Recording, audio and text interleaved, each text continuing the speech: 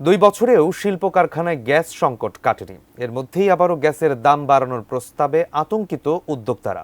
কিছু কারখানা বন্ধ হয়ে যাওয়ারও শঙ্কা আছে। গোলাম কাদির রুবুর রিপোর্টে থাকছে বিস্তারিত।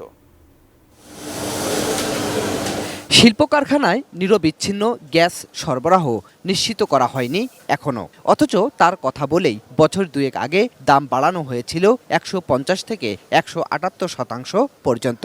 কিছুটা দাম বেড়েছিল গেল বছরও।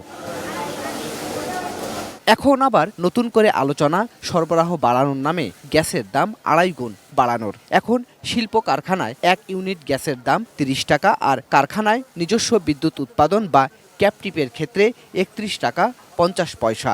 এখন দাম বাড়িয়ে সরকার সেটাই করতে চায় 75 টাকা। ব্যবসায়ীরা বলছেন, এটা কার্যকর হলে তৈরি পোশাক এবং বস্ত্র খাতে খরচ বাড়বে সবচেয়ে বেশি, যার প্রভাব পড়বে রপ্তানিতেও। আমার একটা শিল্প প্রতিষ্ঠানে আমি আজ 1.5 বছর যাবৎ গ্যাসের কানেকশন নিয়েছি। আমি শুধু শুক্রবার আর শনিবারে ছাড়া কখনো গ্যাস পাই না। গণশুনানিতে কিন্তু সমস্ত ব্যবসায়ী সংগঠনগুলো তীব্র প্রতিবাদ করছে যে এটা কোনোভাবেই সম্ভব নয়। কিন্তু আশ্চর্যের বিষয় হচ্ছে যে সরকারের যারা নীতি নির্ধারক যারা আছেন তারা কিন্তু আমাদের ব্যথাটা বুঝতে চাচ্ছেন না। আমাদের লাইন তো একটা কম্পোজিট লাইন।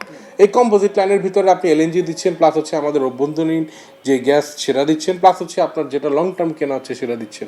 তো তিনোটা মিলে যখন ব্লেন্ড হয়, ইট নট মোর দেন 21 টাকার বেশি হইতেই পারে না। ব্যবসায়ীরা বলছেন, আগেও দাম বাড়িয়ে সরবরাহ বাড়ানো হয়নি। স্বাস্থ্যকর অল টাইম ফ্যামিলি কেক, সব সময় অল টাইম হেলদি লাইফ। উল্টো এখন দাম বাড়ানোর সিদ্ধান্ত শিল্পায়নকে নতুন করে নিরুৎসাহিত করবে। আপনার বিদ্যুতের সংকট হবে, এর জন্য বিদ্যুতের দাম বাড়বে, সর্বোপরি আমাদের প্রোডাকশন কস্ট বেড়ে যাবে এবং মুদ্রাস্ফীতি কিন্তু বাড়বে। রোজার সময় কিন্তু লোডশেডিংয়ের পরিমাণ বাড়ে এবং গ্যাসের সংকট আরও বৃদ্ধি পায়। এই ক্ষেত্রে এইবার যদি আমাদের এই লোডশেডিং যদি আরও বৃদ্ধি পায়, তখন কিন্তু আমাদের উৎপাদন কিন্তু অনেক কমে যাবে। সেক্ষেত্রে কিন্তু আমাদের সামনে যে বেতন এবং বোনাস এটা দেওয়া কিন্তু অনেকের জন্যই খুবই কষ্টদায়ক হয়ে যাবে। আমাদের যেহেতু আপনারা আমাদেরকে অন্যভাবে কোনো সহযোগিতা করবেন না, আমাদেরকে কিছু যেটা আছে সেটা থেকে কমায় নিয়ে আসে।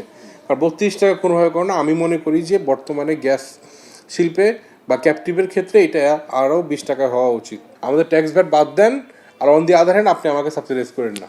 ব্যবসায়ীরা বলছেন, পার্শ্ববর্তী দেশ যখন শিল্পে নানা সুযোগ সুবিধা দিচ্ছে, তখন দেশে উল্টো কমানো হচ্ছে, বাড়ছে ব্যবসার খরচও। ফলে বিশ্ববাজারে প্রতিযোগিতা সক্ষমতাও কমছে বাংলাদেশের।